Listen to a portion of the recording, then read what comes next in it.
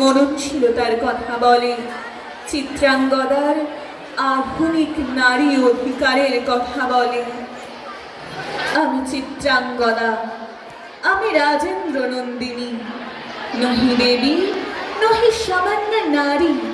পূজা করি মোরে রাখিবে ঊর্ধ্বে, সে নহি নহি। হেলা করি মোরে রাখিবে পিছে, সে নহি নহি। যদি পার্শ্বে রাখো মোরে সংকটে সম্পদে, সম্মতি দাও যদি কঠিন ব্রতে সহায় হতে, পাবে তবে তুমি চিনিতে মোরে।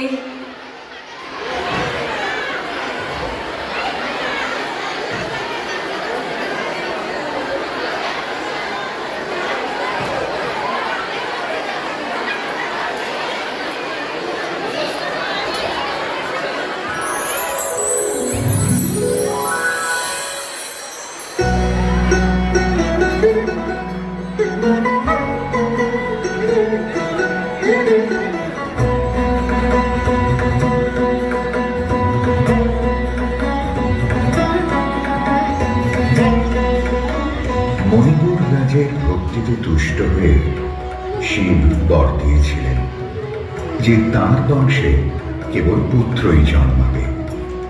তৎসত্ত্বেও যখন রাজকুলে চিত্রাঙ্গদার জন্ম হল, তখন রাজা তাকে পুত্ররূপেই পালন করলেন।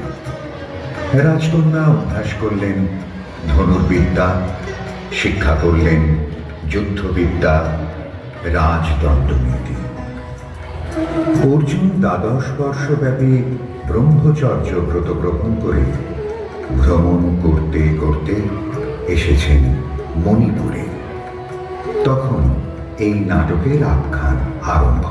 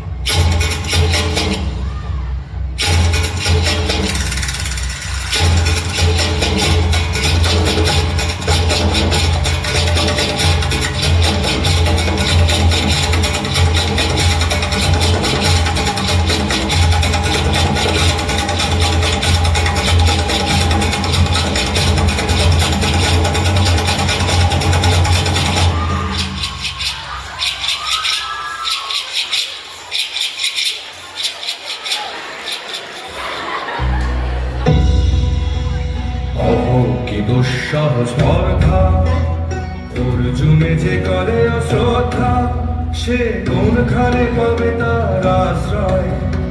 অহো কি দুঃসহ স্পর্ধা।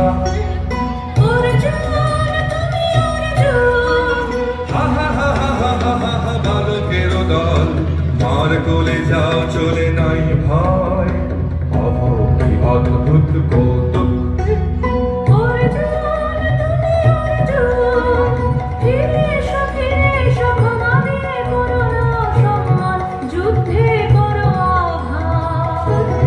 বীর হাতে মৃত্যুর গৌরব, ধরি যেন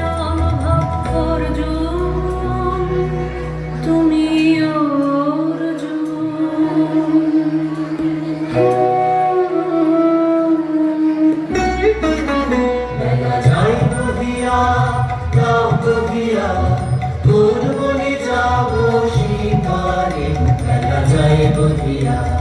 কাজল মেঘে সাজল গায়ে, তুমি ছুটে গেল গরম ছায়ে, গাও বধিয়া। কোন বনে যাব শিকারে, গাও বধিয়া। থাক থাক মিছে কেন এই খেলা, জীবনে হলো বিতৃষ্ণা, আপনার করে ধিক্কার।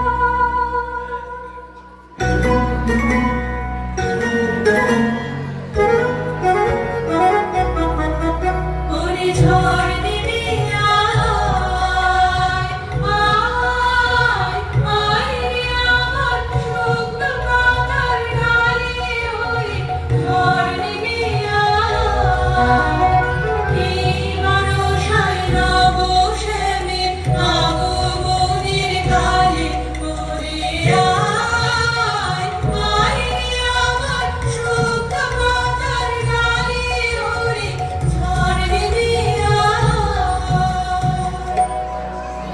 সখী, কি দেখা দেখিলে তুমি? এক পলকের আঘাতে খসিল কি আপন পুরানো পরিচয়? রবি করপাতে কোরকের আবরণ টুটি, মাধবী কি প্রথম চিনিল আপনারে? মধু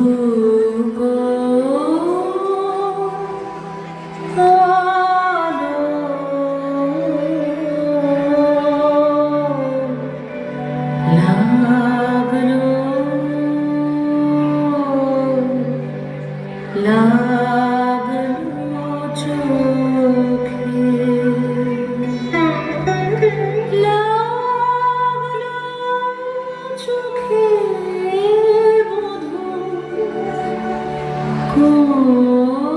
বধূ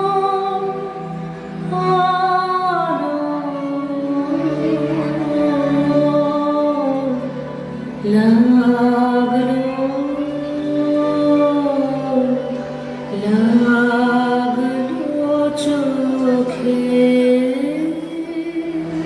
বধূ কোনালো লাগলো চোখে, বধূ কোনালো লাগলো চোখে। বুঝি দীপ্তি রূপে ছিলে সূর্যলোকে,